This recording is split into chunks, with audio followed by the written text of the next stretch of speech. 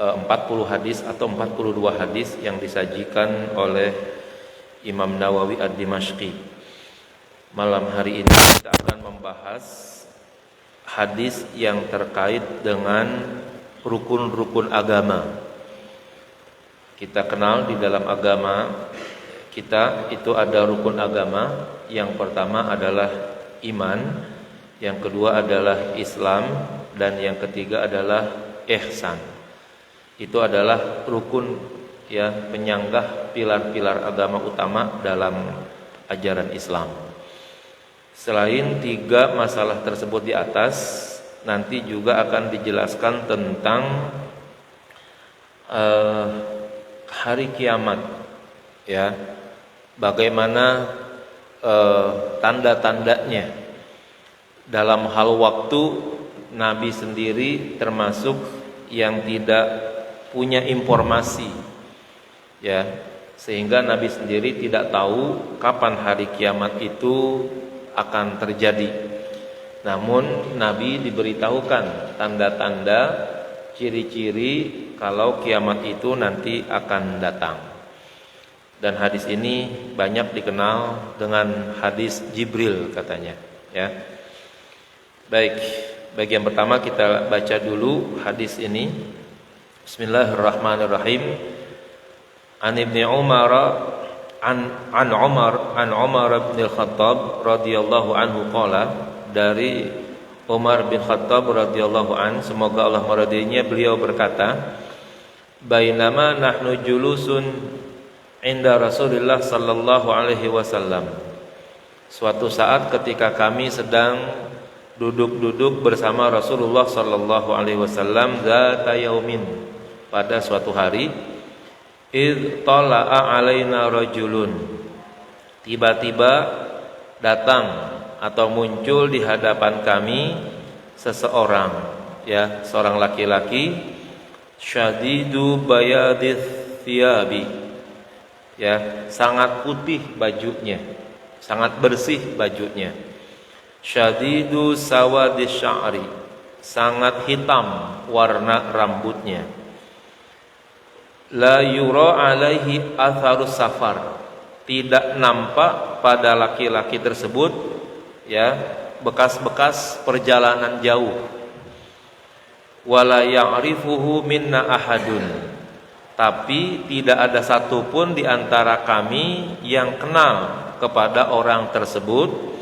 hatta jalasa ilan nabi sallallahu alaihi wasallam, sampai akhirnya orang tersebut duduk di hadapan Rasulullah sallallahu alaihi wasallam, fa asnada rukbatahu ila rukbataihi, lalu laki-laki tersebut menyandarkan, mendekatkan kedua tumitnya kepada, ya, maaf, kedua lututnya kepada kedua lutut Rasulullah sallallahu alaihi wasallam, wa waddaha kafaihi ala fakhidaihi, dan meletakkan kedua tapak tangannya di paha Rasulullah sallallahu alaihi wasallam.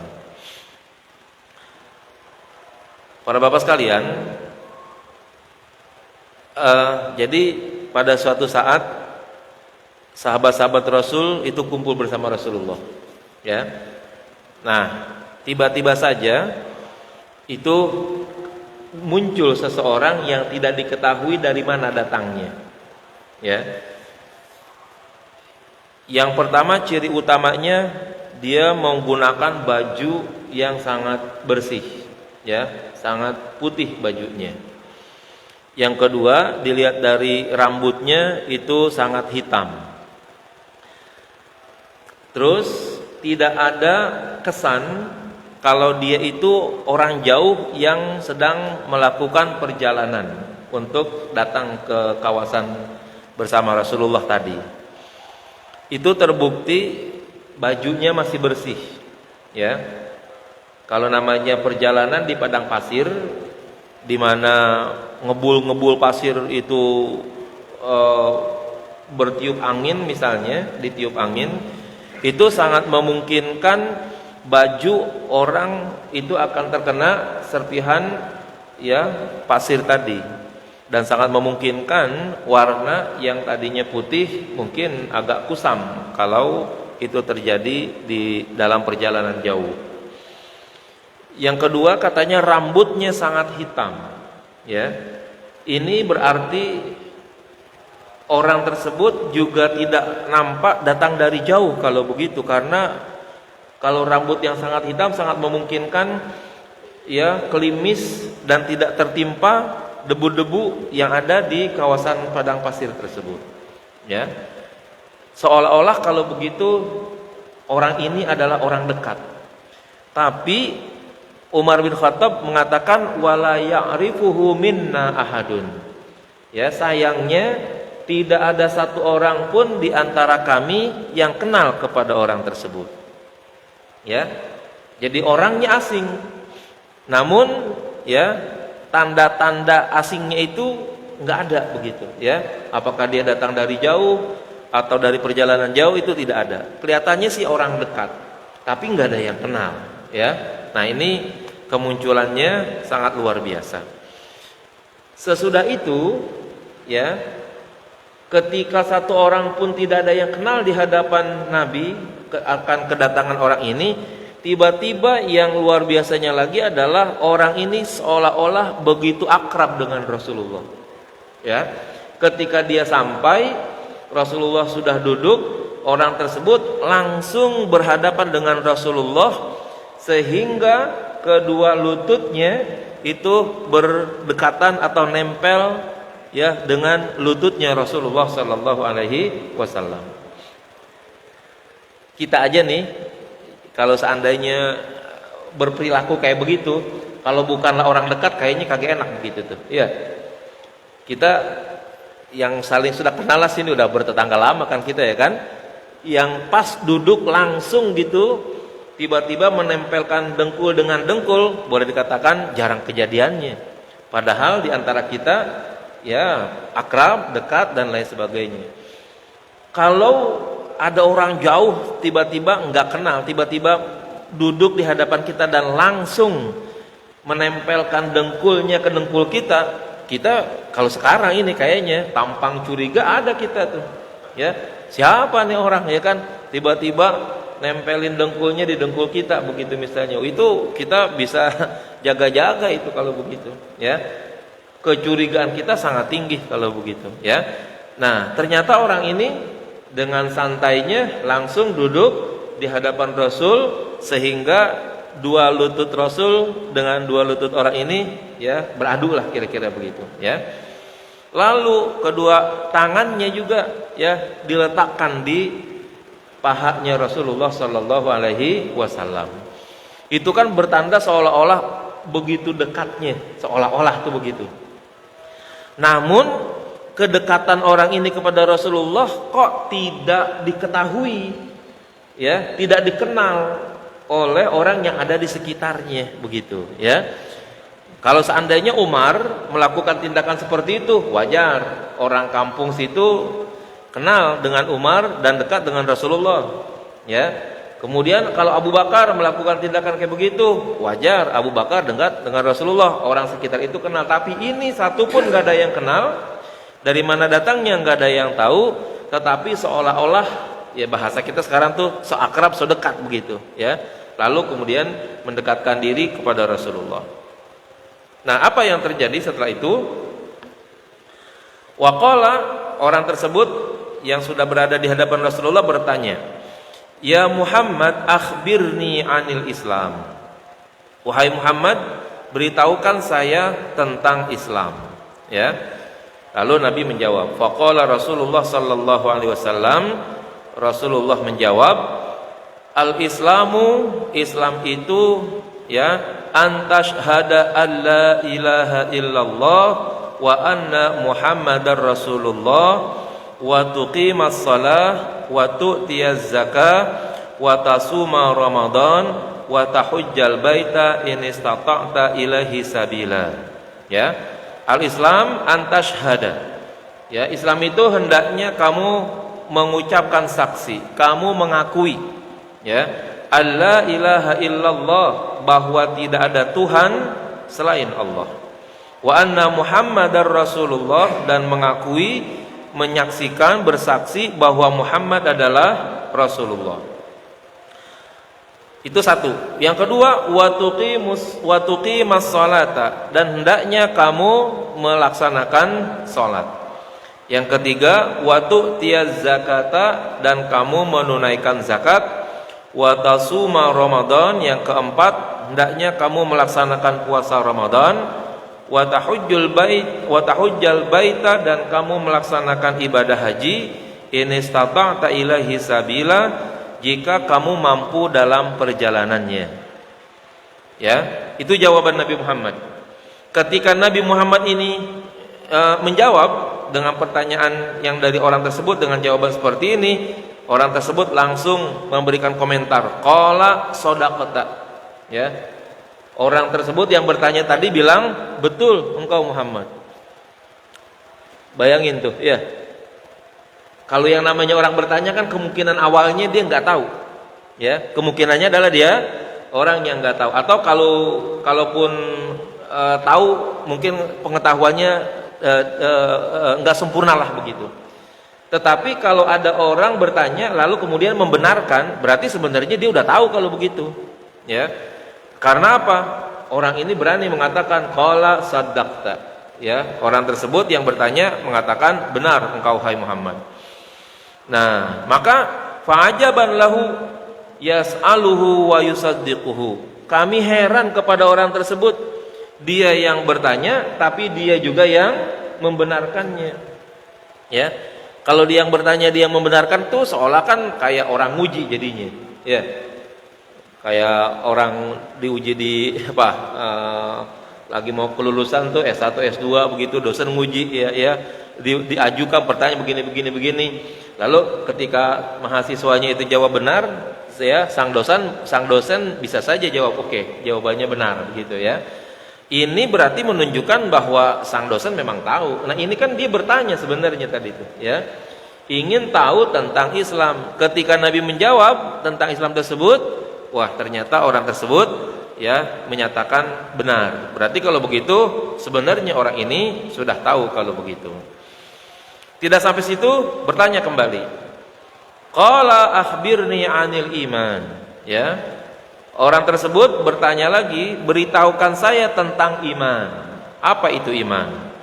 Qala, Nabi menjawab, antu'mina billahi wa malaikatihi wa kutubihi wa rusulihi wal yaumil akhiri wa tu'mina bil qadari khairihi wa syarrihi. Ya. Iman itu antu'mina billah. Yang pertama, hendaknya engkau percaya, ya. Beriman kepada Allah. Wa malaikatihi, yang kedua beriman kepada malaikatnya. Yang ketiga wa kutubihi, dan kepada kitab-kitab yang Allah turunkan ya kepada rasul-rasulnya. Wa rusulihi, dan hendaknya engkau juga beriman kepada rasul-rasul yang Allah utus. Yang kelima wal yaumil akhir, dan hendaknya engkau beriman adanya hari akhir. Yang keenam wa tu'mina bil qadari khairihi wa syarrihi, dan hendaknya engkau percaya dengan qadar, dengan ketentuan dari Allah, baik qadar yang baik maupun qadar atau ketentuan yang buruk. Sampai di situ apa yang terjadi? Qala, orang tersebut menjawab, shadaqta, betul engkau hai Muhammad. Ya. Jadi dua kali bertanya, dua kali dia juga menjawab dengan kata-kata shadaqta.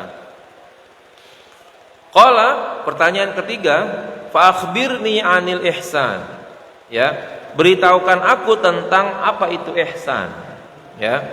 Qala, Nabi menjawab, anta'budallaha ka'annaka tarahu fa illam takun tarahu fa innahu yaraka. Ya, hendaknya engkau menjadi hamba Allah, atau hendaknya engkau beribadah kepada Allah ka'annaka tarahu, seolah-olah engkau melihat Allah. Ya, menyembah Allah atau menjadi hamba Allah seolah-olah kita melihat Allah. Kalau kemampuan melihat Allah enggak mampu, fa illam takun tarahu fa innahu yaraka. Kalau seandainya kamu tidak mampu untuk melihatnya, maka yakinilah sesungguhnya ia melihat kamu. Nah, itu makna daripada ihsan. Lalu ya, masih bertanya lagi, qala fa akhbirni anis saah. Wahai Rasulullah, beritahukan saya tentang as-saah, tentang hari kiamat. Ya, qala, Nabi menjawab, mal mas'ulu bi'a'lama minas sa'il. Ya, tidaklah orang yang ditanya mengetahui dibandingkan dengan orang yang bertanya. Yang ditanya Nabi Muhammad, yang bertanya itu orang yang datang tadi. Nabi menjawab, untuk urusan hari kiamat saya, kira-kira yang ditanya Nabi Muhammad, dan Anda yang bertanya itu tidaklah lebih tahu. Tidak ada yang tahu, kira-kira begitu. Jadi untuk urusan kiamat Nabi Muhammad aja nggak tahu jadinya, ya. Baik Nabi Muhammad maupun orang yang bertanya itu tidak tahu. Nah, solusinya bagaimana? Qala fa akhbirni an amaratiha. Kalau begitu, beliau berkata lagi, bertanya lagi, beritahukan saya tentang tanda-tanda hari kiamat itu. Ya, apa tanda-tanda hari kiamat itu? Qala, Nabi menjawab, antalidal amatu rabbataha. Ya, antalidal amatu rabbataha. Yang pertama katanya, akan ada budak-budak yang melahirkan tuannya sendiri. Ya, logikanya sih agak rumit nih, ya. Kalau diartiin apa makna sebenarnya begitu, ya, tapi nanti kita jelaskan. Tanda hari kiamat adalah adanya budak yang melahirkan tuannya. Yang namanya budak itu kan dipelihara oleh tuannya, dimiliki oleh tuannya. Tapi nanti di akhir-akhir zaman, ya, ternyata budak melahirkan tuannya, gitu, ya.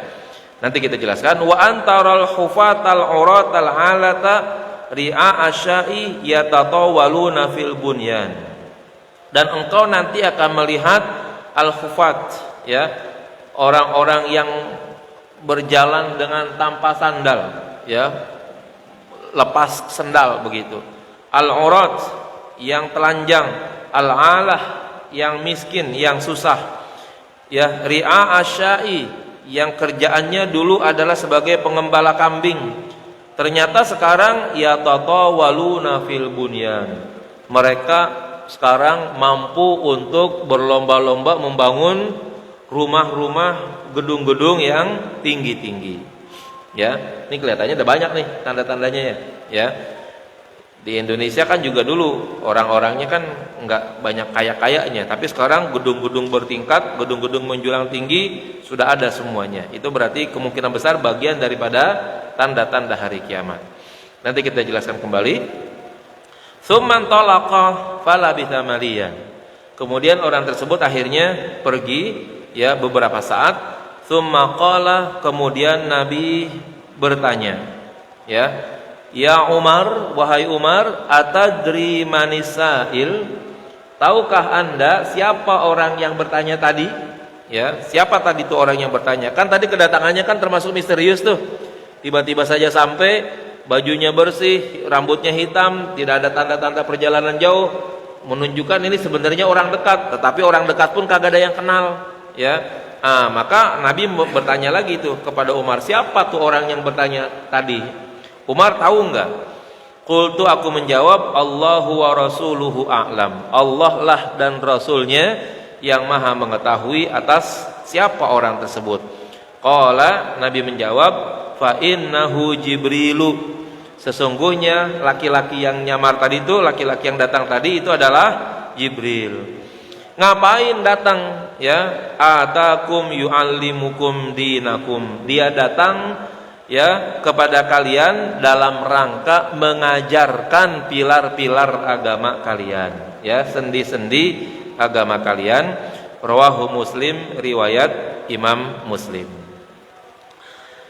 Jadi para bapak sekalian, secara singkat kalau begitu, yang datang kepada Nabi Muhammad, yang berani, ya, langsung beradu dengkul kalau kita bilang, yang kemudian menempatkan tapak tangannya di paha Rasul, lalu bertanya, dia juga yang mengiyakan, yang membenarkan. Ternyata tidak lain itu adalah Jibril alaihi salam, yang tujuannya bertanya tapi pada dasarnya adalah ingin mengajarkan kepada orang-orang yang ada di sekitarnya.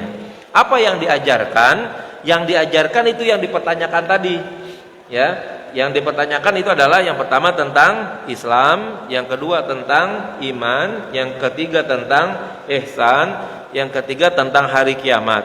Ternyata untuk hari kiamat tidak ada jawaban yang pasti dari Rasul, karena Rasul juga nggak tahu, Jibril juga nggak tahu juga kalau begitu. Lalu kemudian Rasulullah menjelaskan tentang sebagian kecil dari tanda-tanda hari kiamat, ya. Di antaranya adalah adanya orang-orang, ya, atau budak-budak, ya, yang nanti akan melahirkan tuannya sendiri, dan adanya orang-orang yang mampu membangun gedung-gedung yang tinggi yang dulunya lahir atau ada pada daerah-daerah yang sangat miskin, ya.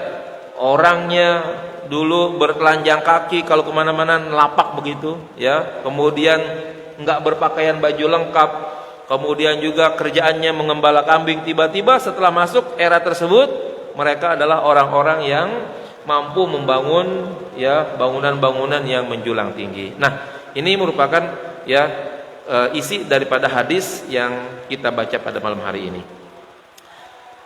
Para bapak sekalian, jamaah yang kami hormati, mungkin perlu kita uraikan kembali tentang pilar-pilar agama, ya, rukun-rukun agama. Secara garis besar, rukun agama itu ada 3: Islam, iman, ihsan.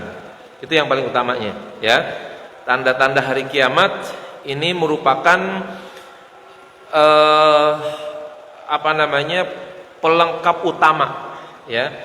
Nanti kalau kita mempelajari hadis-hadis berikutnya para bapak sekalian, itu akan selalu ada hadis yang selalu berkata begini, man kana yu'minu billahi wal yaumil akhir, ya. Man kana yu'minu billahi wal, siapa saja orang yang beriman kepada Allah dan hari akhir, maka hari akhir itu masuk dalam kategori hari kiamat. Maka di sini pada hadis ini, ya, Nabi ingin memberitahukan yang pertama bahwa kiamat itu adalah hal yang masih misteri. Itu pengetahuannya adalah milik Allah Subhanahu wa taala, tetapi kejadiannya akan pasti terjadi, namun tanda-tandanya akan ada. Nah, ini merupakan, ya, pentingnya iman kita kepada hari kiamat. Nah, yang pertama yang perlu kita perhatikan adalah apa itu Islam, ya. Rasulullah menjelaskan, al-Islam an tashhada alla ilaha illallah wa anna Muhammadar Rasulullah. Ini syahadat ini merupakan kunci, ya, kunci untuk, ya, orang itu masuk ke dalam agama Islam, untuk kemudian disahkan keimanannya, dan untuk kemudian dia dipantaskan untuk dijadikan sebagai hamba Allah yang kemungkinan besar nanti bisa mendapatkan segala hal yang menjadi hak bagi hamba yang beriman. Di antaranya adanya pengampunan dosa, adanya pemberian pahala atau ganjaran terhadap amal, atau pada di akhirat nanti dia akan pantas untuk dimasukkan ke dalam surganya Allah Subhanahu wa taala. Kuncinya ada pada pengungkapan, pengakuan bahwa tidak ada Tuhan selain Allah dan Nabi Muhammad adalah utusan Allah. Itu kuncinya di situ. Ada orang yang bertanya begini, kalau ada orang yang tidak beragama Islam, ya, dia bersedekah, ya, berbuat baik kepada sesama manusia, dia menolong dengan hartanya, dengan tenaganya, dengan pemikirannya untuk kemajuan orang-orang yang ada di sekitarnya, ya, dia juga mampu untuk memberikan bantuan-bantuan baik secara ekonomi ataupun lainnya kepada orang yang ada di sekitarnya, sehingga orang yang ada di sekitarnya terselamatkan dari kesusahan.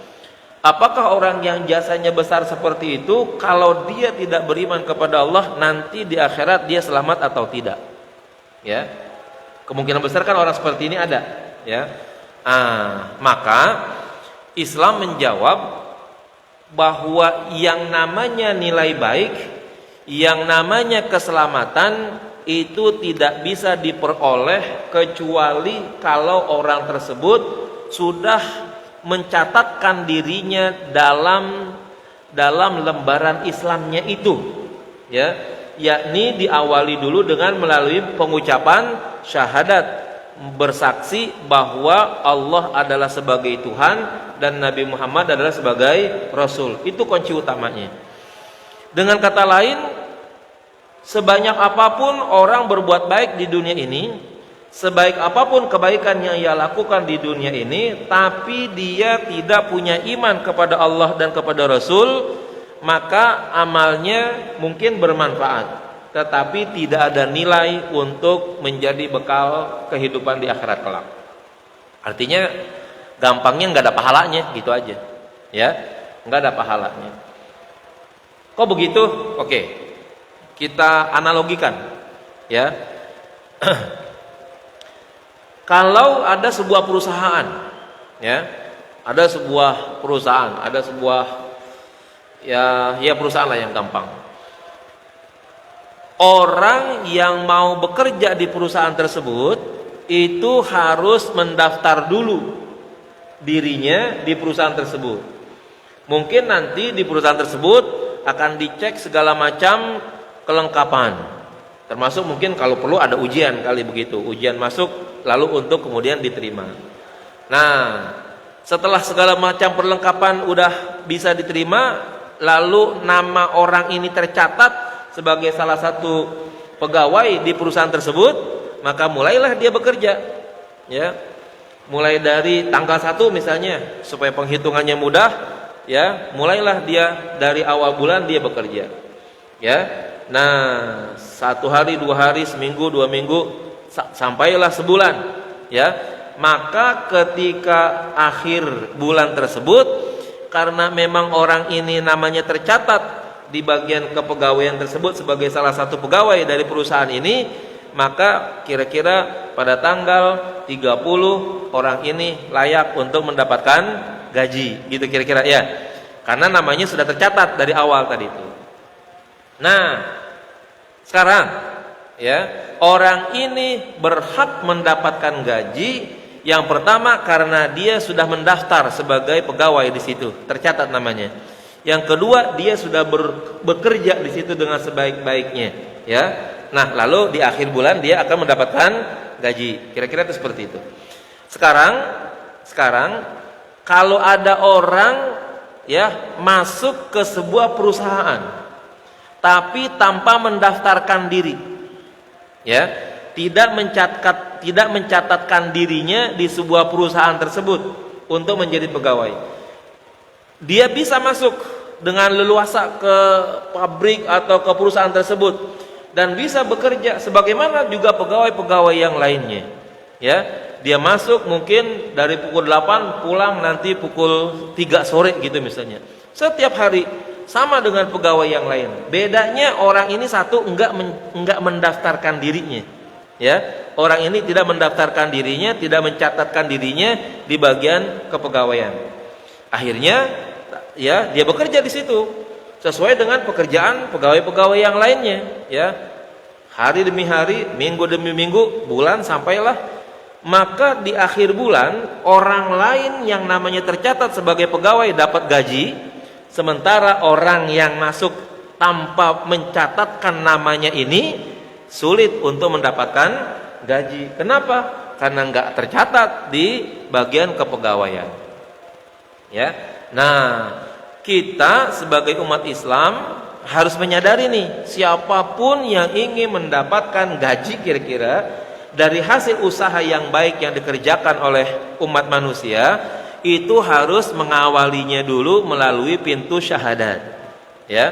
Tanpa kita mengucapkan syahadat, maka seolah-olah kita tidak pernah mendaftarkan diri kita di hadapan Allah untuk menjadi hambanya, yang apabila kita bekerja kepada Allah, nanti pada akhir masa kehidupan kita layak untuk mendapatkan ganjaran di sisi Allah Subhanahu wa taala. Kok sekedar ucapan saja? Memang ya, itulah yang diminta oleh Allah, sekedar mengucapkan saja, tetapi juga nanti punya efek berat di belakangnya. Ya, jangan dikira kalau orang sudah bersyahadat kemudian dia punya kebebasan sebebas-bebasnya untuk melakukan apa saja. Kalau dia sudah bersyahadat, maka dia sudah berada di lingkungan yang dibatasi. Ya. Ini kalau kita umpamakan Islam ini adalah masjid, ya. Maka orang yang ada di masjid mau lari, mau teriak, mau pakai sepatu, mau pakai sendal, oke, silahkan. Tapi kalau Anda sudah berada masuk ke lingkungan masjid, ya, mungkin sendal harus dibuka. Ya, pembicaraan harus dijaga, perbuatan harus diatur. Ya, semua yang ada di lingkup ini udah harus ada aturan dengan aturan-aturan yang walaupun mungkin tidak tercatat, tapi harus kita patuhi secara bersama-sama. Ya, kita teriak saja di sini udah teriak-teriak begitu, itu udah hal yang tidak pantas kalau kita melakukannya di dalam masjid ini. Padahal di dalam masjid nggak ada tuh larangan teriak-teriak gitu kan. Tapi kita menyadari bahwa kalau sudah ada di dalam masjid dan berteriak dengan tanpa ada pentingnya nggak dibenarkan. Begitu juga orang yang sudah masuk ke dalam agama Islam ketika dia sudah bersyahadat, maka dia ada di dalam sebuah frame yang di dalamnya tersebut ada batasan-batasan tertentu apa yang harus ia lakukan dan apa yang harus tidak dia lakukan. Nah, itulah pentingnya mengucapkan syahadat. Ucapan-ucapan yang memang di dalam agama Islam itu besar artinya, itu banyak. Ya, di antaranya syahadat. Orang yang tadinya non muslim, ketika dia bersyahadat dengan sekedar ucapan, maka berubahlah dia, yang tadinya non muslim sekarang menjadi muslim. Yang namanya akad nikah, ya, akad nikah intinya di mana? Hanya sekedar ucapan saja yang diucapkan antara wali dengan pengantin laki-laki, ya. Saya nikahkan saudara dengan Fulana binti Fulan dengan mas kawin sekian. Dijawab oleh laki-laki, saya terima nikahnya, ya, kawinnya Fulana binti Fulan dengan mas kawin sekian. Itu kan cuma sekedar ucapan saja.